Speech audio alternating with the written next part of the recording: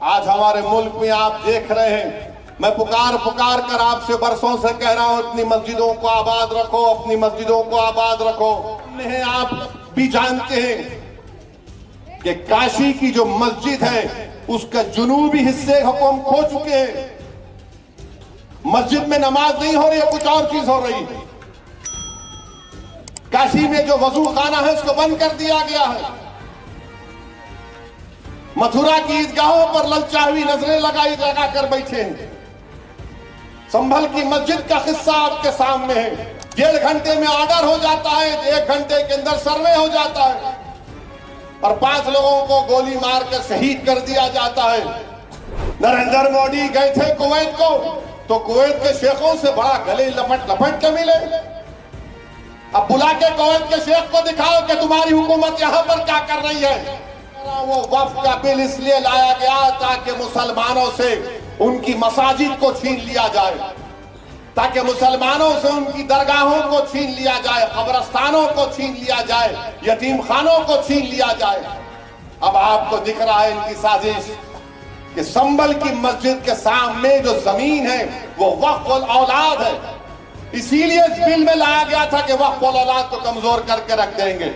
मगर मुल्क के हालात, अगर कोई उम्मीद लगा कर बैठा है कि नहीं नहीं अच्छे हो जाएंगे, मैंने पार्लियामेंट में कहा, बाहर भी कहा, 240 बीजेपी लाई, ये नफरत की कामयाबी है, मोहब्बत की कामयाबी नहीं है। उस वक्त भी लोग यकीन नहीं किया, आज भी कह रहा हूं आपको, ये सब जो नए नए कानून बनाना चाह रहे कि वक्त में असेंबली, पार्लियामेंट और बल्दिया के इलेक्शन करवाए जाएंगे। क्यों करवाए जाएंगे?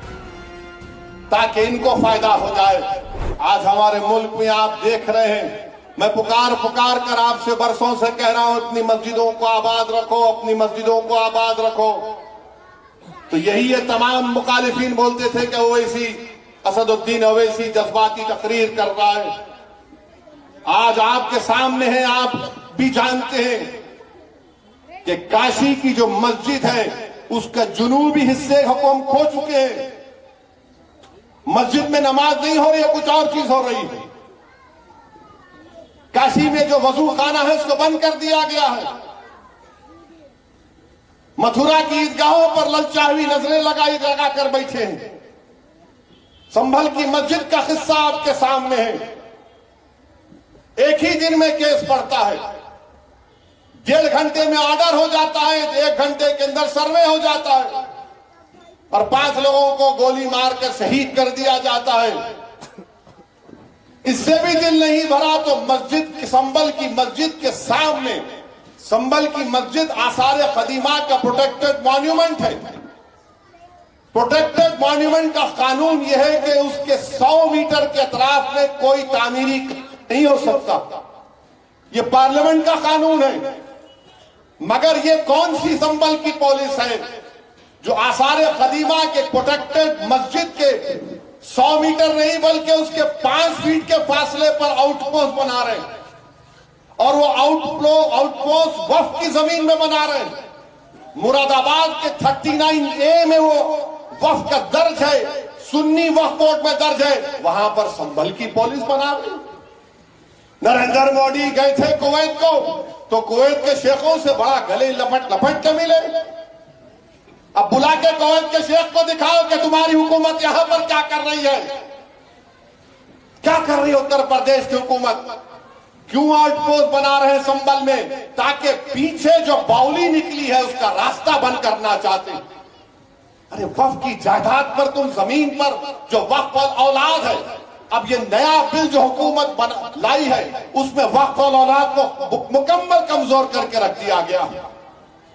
पुकार पुकार कर कह रहे थे, आज भी कह रहा हूं, वो वक्फ का बिल इसलिए लाया गया ताकि मुसलमानों से उनकी मसाजिद को छीन लिया जाए, ताकि मुसलमानों से उनकी दरगाहों को छीन लिया जाए, कब्रस्तानों को छीन लिया जाए, यतीम खानों को छीन लिया जाए।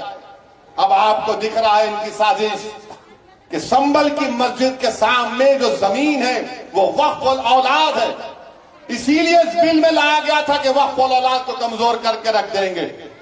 अब वहां पे कलेक्टर साहब बोल रहे कि नहीं नहीं हमारे को कोई कागज दिखाई नहीं। अब कलेक्टर साहब आपको जो देखना चाह रहे आप देख रहे, जो नहीं देखना चाह रहे नहीं देख रहे। आप जो आपको बीजेपी योगी बोल रही है वही आप देख रहे हैं, मगर 95 एक्ट के तहत सुन्नी वक्फ बोर्ड के मुरादाबाद में 39A में जमीन रजिस्टर्ड है।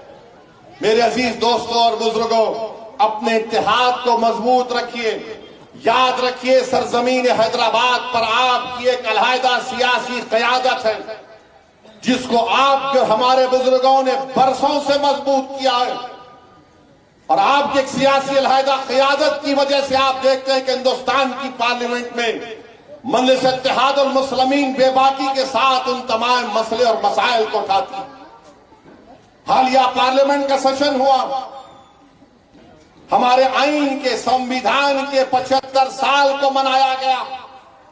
जब मैंने पार्लियामेंट में उठकर कहा कि 1962 दिसंबर में श्रीनगर में अल्लाह के रसूल सल्लल्लाहु अलैहि वसल्लम के मुंह मुबारक की चोरी हुई थी, पूरे मुल्क में दंगा हुआ, और उसके बाद मौजूदा बंगाल जो हमारे मुल्क में है, वहां से 8 लाख मुसलमानों को जबरन मौजूदा बांग्लादेश में ढकेल दिया गया, तो कई लोग यकीन नहीं किए।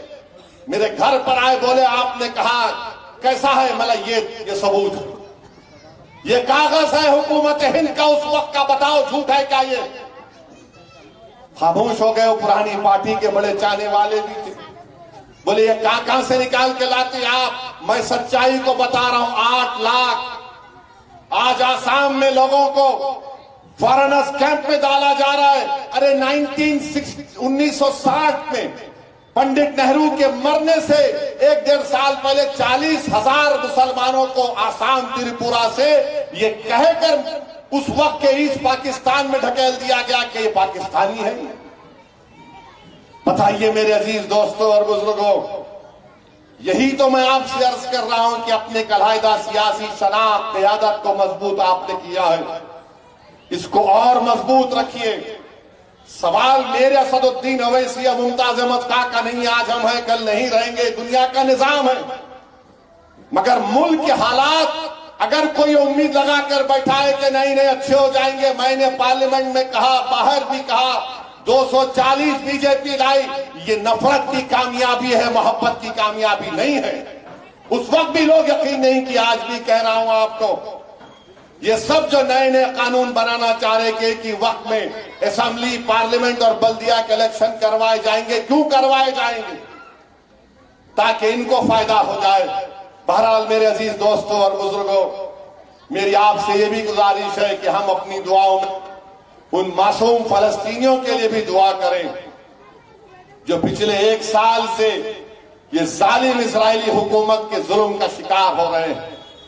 मेरे भाई, पूरा नार्दन गाजा को खाली कर दिया गया है। 45,000 से ज्यादा लोग शहीद हो चुके हैं, 13 लाख से ज्यादा लोग बेघर हो चुके हैं, 10,000 से ज्यादा लोग अभी उस बिल्डिंग के मलबे में पड़े हुए हैं, नहीं मालूम जिंदा है या मर गए। इन 45,000 में 17-18 हजार के करीब तो मासूम बच्चों की मौत हुई है। अब गाजा में कोई 9-10 साल के बच्चे नजर नहीं आते, सब तकरीबन मर चुके हैं। अपने खास दुआओं में अल्लाह से दुआ करें कि अल्लाह सुब्हानहू व तआला उन गाजा के फलस्तीनियों को अल्लाह उनको जिंदा रखे और उनको कामयाब करे। जो दुनिया आज गूंगी और अंधी बन चुकी है, अल्लाह उनको देख ले। जो दुनिया उनके लिए तंग कर दी गई है, अल्लाह उनके लिए दुनिया को कुशादा फरमा दे।